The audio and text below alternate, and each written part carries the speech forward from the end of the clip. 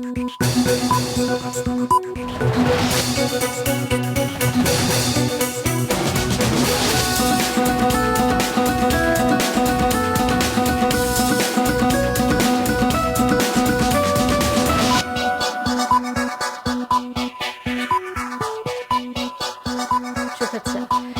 স্বাগত রাতের মাছরাঙা সংবাদে। আপনাদের সঙ্গে আছি কাজী রওশনারা সাকি। শুরুতেই গার্ডিয়ান লাইফ ইন্স্যুরেন্স সংবাদ শিরোনাম।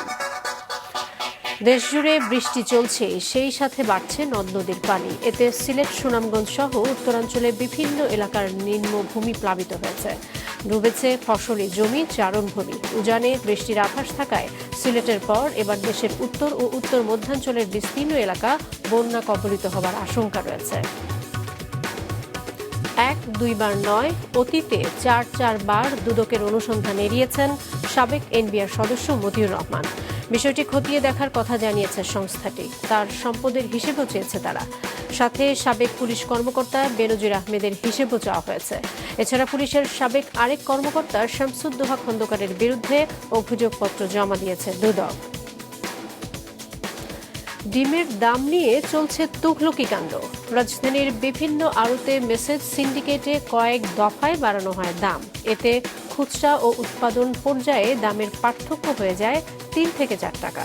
জাতীয় ভোক্তা অধিকার সংরক্ষণ অধিদপ্তর বলছে, দেশে প্রতিদিন 2 কোটি ডিম উদ্বৃত্ত উৎপাদন হওয়ার পরও দাম বাড়ছেই।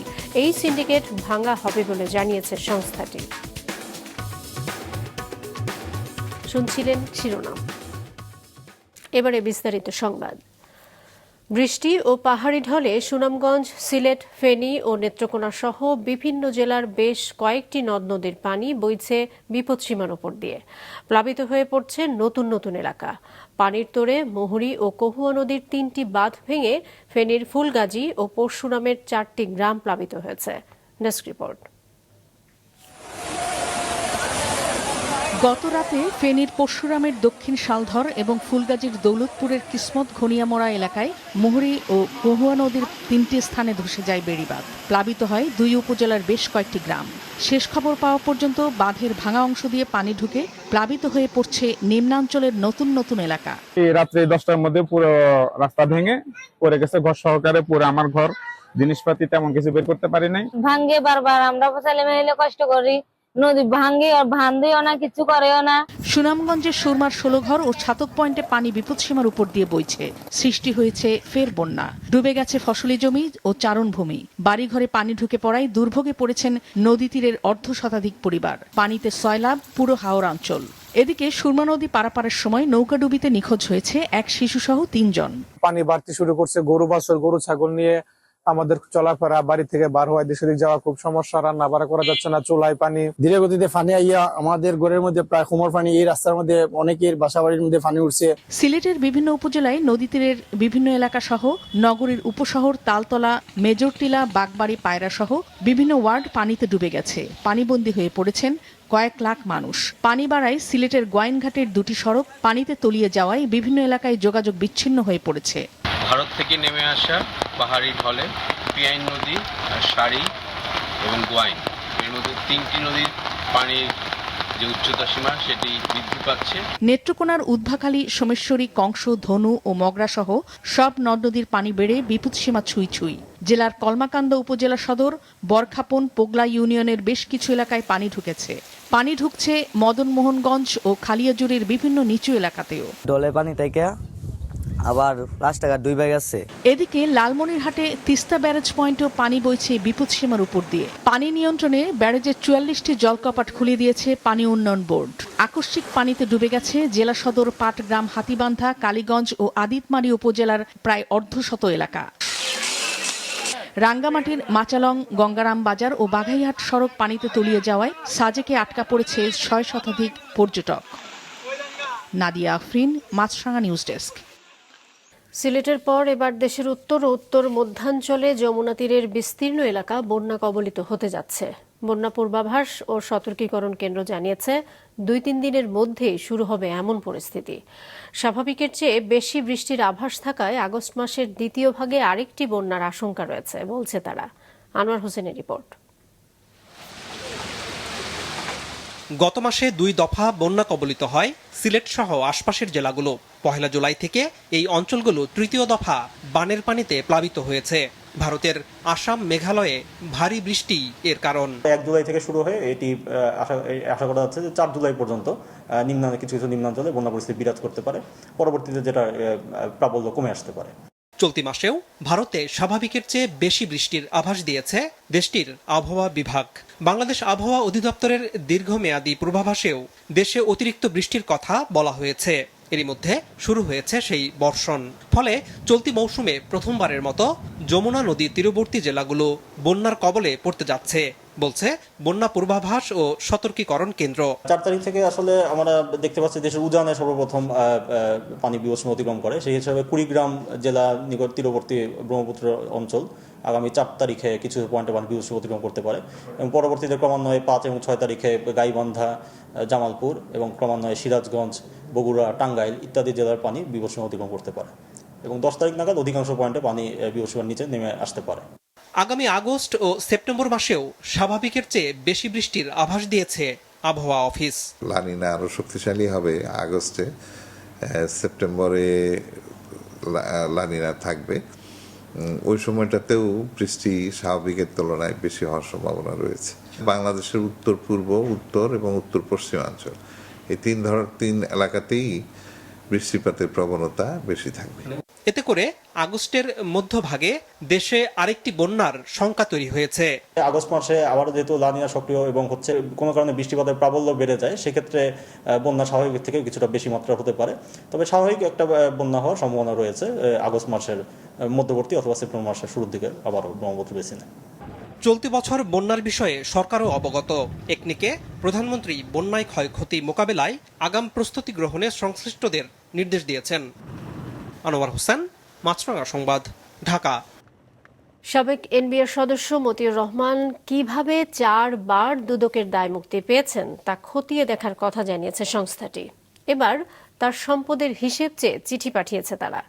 সাবেক পুলিশ কর্মকর্তা বেনজির আহমেদের সম্পদেরও হিসেব চাওয়া হয়েছে।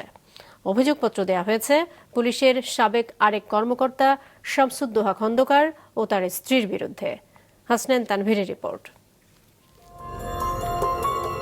ছাগলকাণ্ডে আলোচিত জাতীয় রাজস্ব বোর্ডের সাবেক কর্মকর্তা মতিউর রহমান, তার 2 স্ত্রী ও সন্তানদের দেশে বিদেশে বিপুল পরিমাণ সম্পদ, বিলাসী জীবনযাপনের নানা খবর ইতোমধ্যে জানাজানি হয়েছে। মতিউর ও তার পরিবারের কোথায় কি পরিমাণ জমি আছে তা জানতে সম্প্রতি দেশের বিভিন্ন জেলার সাব রেজিস্ট্রার অফিসে চিঠি দেয় দুদক। প্রভাবশালী এই কর্মকর্তার বিরুদ্ধে ইতোমধ্যে একাধিকবার অভিযোগ আসে দুদকে। সূত্র বলছে তার বিরুদ্ধে এর আগে 4 বার অভিযোগ পায় দুদক। প্রথম অভিযোগ আসে 2004 সালে হুন্ডির মাধ্যমে টাকা পাচারের।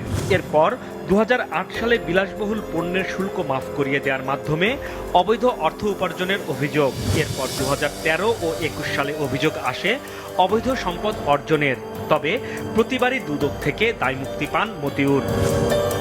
ছাগলকাণ্ডের পর পঞ্চমবারের মতো মতিউরের বিরুদ্ধে তদন্ত নেমে দুদক বলছে অতীতে কিভাবে বারবার দায়মুক্তি পেলেন তিনি তা এবার খতিয়ে দেখবে সংস্থাটি। এ লক্ষ্যে তার পরিবারের সম্পদের হিসাব চেয়ে চিঠি দেওয়া হয়েছে। তাদেরকে সম্পদ বিবরণী দাখিলের জন্য কমিশন কর্তৃক সিদ্ধান্ত গৃহীত হয়েছে এবং সেই অনুযায়ী একটি নোটিশ ইতিমধ্যে জারি করা হয়েছে। এইবার পেয়েছে, এই গত 4 বারে পেল না কেন? এত ব্যত্যয় কেন হলো? কি চলছে কি বলবেন? আমি কিনা যে দায়মুক্তি কেন পেল বা নিশ্চয়ই এগুলি ক্ষতি অবশ্যই দেখা হবে। সাবেক পুলিশ প্রধান বেনজির আহমেদ ও তার পরিবারের সদস্যদের বিরুদ্ধে অবৈধ সম্পদের পাহাড় গড়ার অভিযোগের বিষয়ে 2 দফা দুদক কার্যালয়ে ডাকা হলেও হাজির হননি তারা।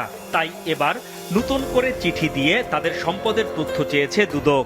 স্থাবর অস্থাবর সম্পত্তির বিবরণী দাখিলের জন্য আমাদের কমিশন কর্তৃক একটি সিদ্ধান্ত গৃহীত হয়েছে। এই সিদ্ধান্তের পরিপ্রেক্ষিতে তাদের এই সম্পদ বিবরণী দাখিলের জন্য একটি নোটিশ ইতোমধ্যে জারি করা হয়েছে।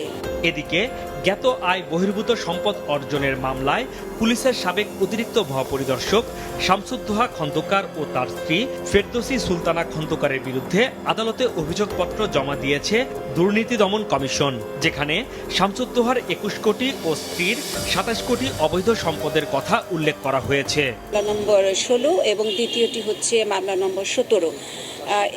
জি, চার্জশিট ইতিমধ্যে দাখিল করা হয়ে গেছে এবং এই দুটো মামলায় আমাদের সমন্বিত জেলা কার্যালয় ঢাকার মাধ্যমে পরিচালিত হচ্ছে। এদিকে ছাগলকাণ্ডে আলোচিত সাদিক অ্যাগ্রোর বিরুদ্ধে অনুসন্ধান চলছে বলে জানিয়েছেন দুদক সচিব।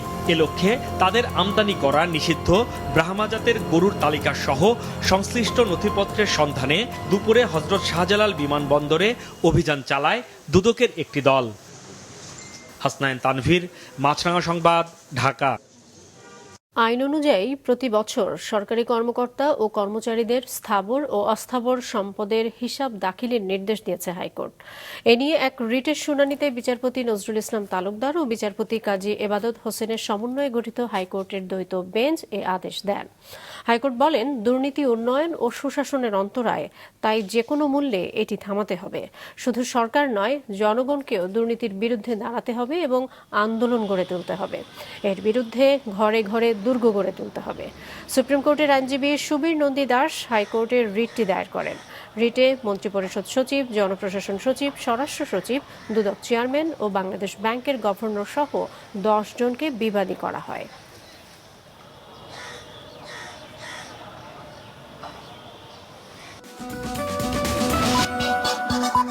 আবারও আমন্ত্রণ রাতের মাছরাঙা সংবাদে। রাজধানীর বিভিন্ন আড়তে সিন্ডিকেট করে কয়েক দফায় বাড়ানো হয় ডিমের দাম। খুচরা ও উৎপাদন পর্যায়ে দামের পার্থক্য হয়ে যায় 3 থেকে 4 টাকা। এসএমএস-এর মাধ্যমে এই সিন্ডিকেট নিয়ন্ত্রণ করে একটি চক্র, যা ভেঙে দেয়া হবে বলেছে জাতীয় ভোক্তা অধিকার সংরক্ষণ অধিদপ্তর। মঙ্গলবার রাজধানীতে ডিম ব্যবসায়ীদের সাথে মতবিনিময় সভায় সংস্থাটির পক্ষ থেকে একথা জানানো হয়। মাস 6-এরও বেশি সময় ধরে খানিকটা স্বস্তি ছিল ডিমের বাজারে, ফলে এ নিয়ে খুব একটা অভিযোগ ছিল না ভোক্তাদের। তোড়জোড় ছিল না তদারকি সংস্থাগুলোরও। এই সুযোগে মাসখানেক ধরেই ফের ঊর্ধ্বমুখী ডিমের দাম। ঈদের আগেও পরে প্রতি ডজনে 20 থেকে 30 টাকা বেড়ে ডিমের দাম উঠে যায় 160 থেকে 165 টাকায়।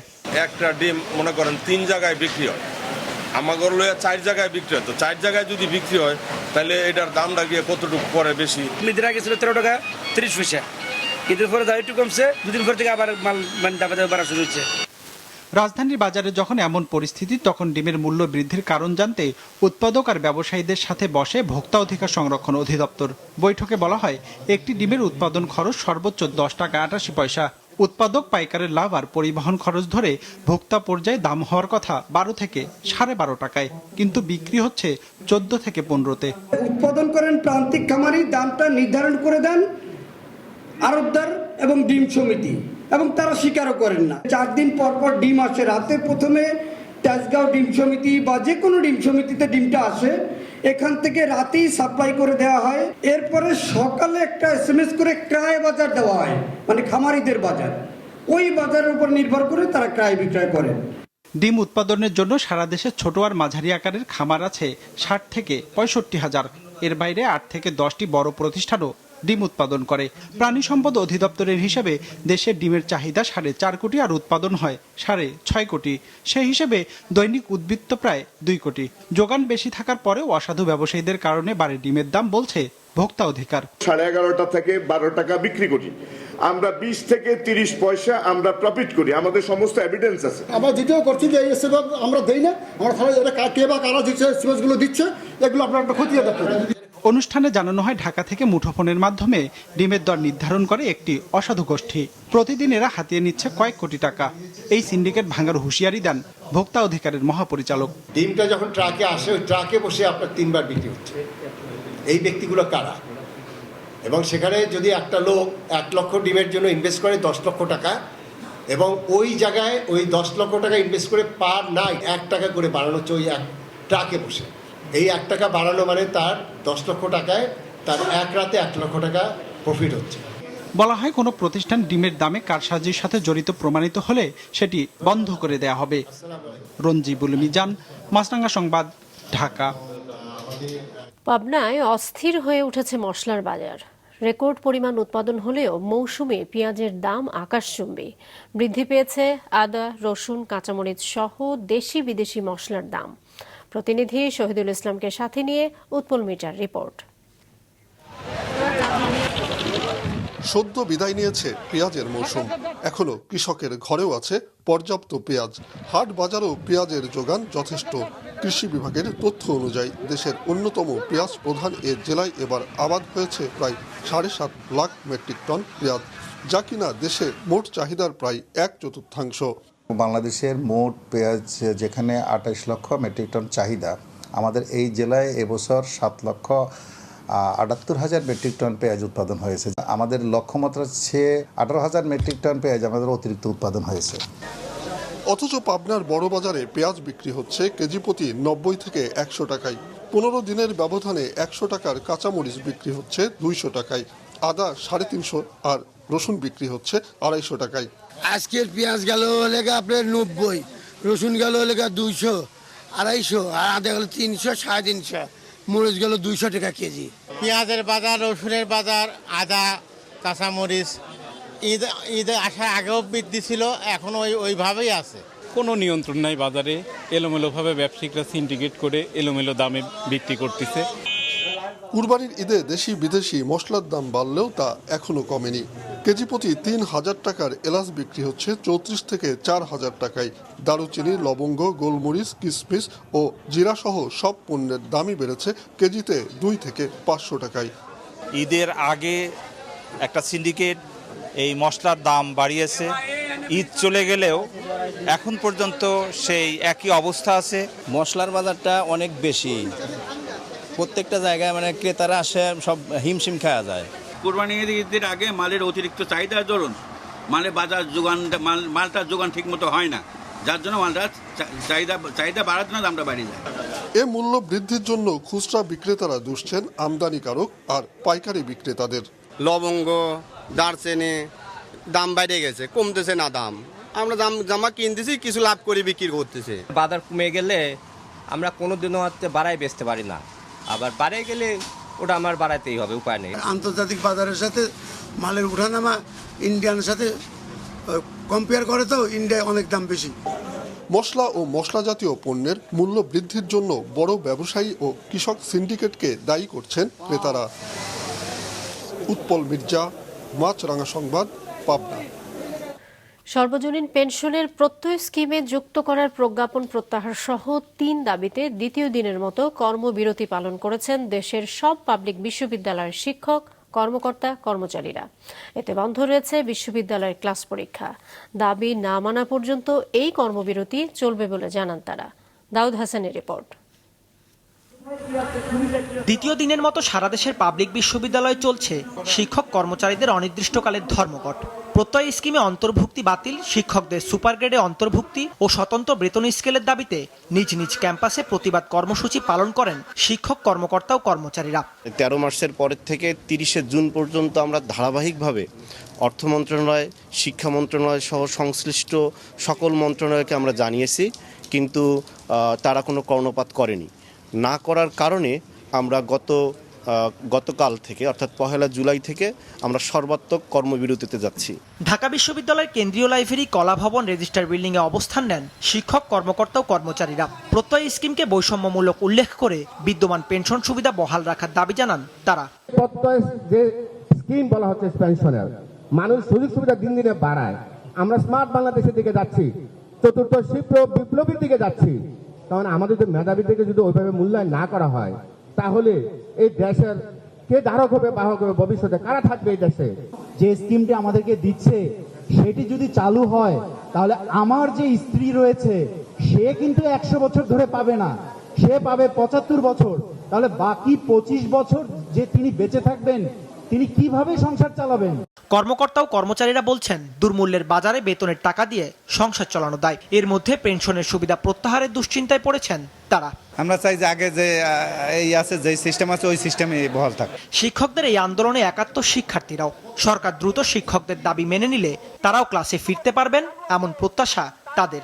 আমাদেরই মধ্য থেকে কেউ না কেউ শিক্ষক হবে, সুতরাং আমরা চাই না যে তার সুযোগ সুবিধাটা কমে যাক। শিক্ষক এবং শিক্ষার্থী উভয়ের স্বার্থ রক্ষা করে অতি দ্রুত একটি সিদ্ধান্ত নেওয়া উচিত, যা উভয়ের ক্ষেত্রে সুদূরপ্রসারী হিসেবে কাজ করে। এদিকে প্রত্যয় স্কিম বাতিলের দাবিতে শিক্ষক সমিতি ফেডারেশনের আন্দোলনকে অযৌক্তিক বলে মন্তব্য করেছেন অর্থমন্ত্রী।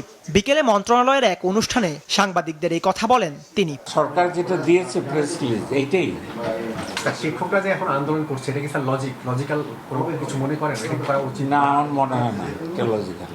অর্থ মন্ত্রণালয় থেকে প্রত্যয় স্কিম প্রজ্ঞাপন জারির পর থেকেই এর বিরুদ্ধে সরব বিশ্ববিদ্যালয়ের শিক্ষকরা। এ দাবিতে সোমবার থেকে বিশ্ববিদ্যালয়ে ক্লাস পরীক্ষা সহ দাপ্তরিক সব কার্যক্রম বন্ধ রেখেছেন তারা। দাউদ হাসান, মাছরাঙ্গা সংবাদ, ঢাকা। রাতের সংবাদ শেষ করছি, তার আগে গার্ডিয়ান লাইফ ইন্স্যুরেন্স সংবাদ শিরোনামগুলো আরও একবার। দেশ জুড়ে বৃষ্টি চলছেই, নদীর পানি বেড়ে সিলেট, সুনামগঞ্জ সহ উত্তরাঞ্চলে বিভিন্ন এলাকার নিম্নভূমি প্লাবিত, বিস্তীর্ণ এলাকায় বন্যার আশঙ্কা। 4 বার দুদকের অনুসন্ধান এড়িয়েছেন সাবেক এনবিআর সদস্য মতিউর, খতিয়ে দেখবে সংস্থাটি। চাওয়া হয়েছে বেনজিরের সম্পদের হিসেব।